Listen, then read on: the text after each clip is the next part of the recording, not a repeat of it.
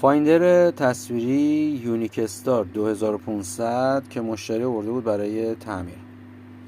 مشکل این که فایندر وقتی روشن میکنه کلیدشو، صفحه کلید و LED و نشونگرها کار میکنه، روشن میشه، ولی توی صفحه LCD هیچ تصویری وجود نداره، یعنی صفحه تاریک.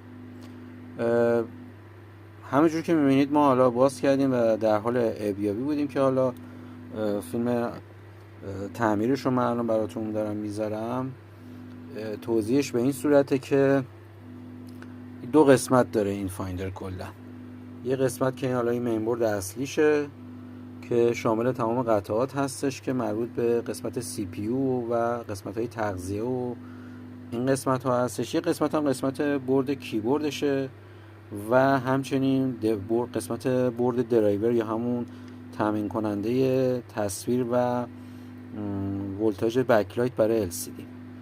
ببینید یکی از راههایی که میشه فهمید که این مدل از ایرادا مینبورد سالم هست اینه که اولین کاری که ما میکنیم یه خروجی HDMI، اینجا یعنی پورت HDMI مونه، یه خروجی HDMI از این میگیریم. اگه تصویرمون توی تلویزیون LCD و حالا هر چیزی که HDMI داره وصل کنیم بیاد، یعنی که مینبورد داره کار میکنه و مستقیم میام رو قسمت این بورد که این بورد مخصوص قسمت درایور LCD هست، این هم IC درایور هستش و تو این قسمت ما ارزیابی میکنیم که تو بعضی موارد IC بوستر تعویض میشه و تو بعضی موارد که اگه نیاز باشه حتی ما بورد درایور جداگونه براش میذاریم.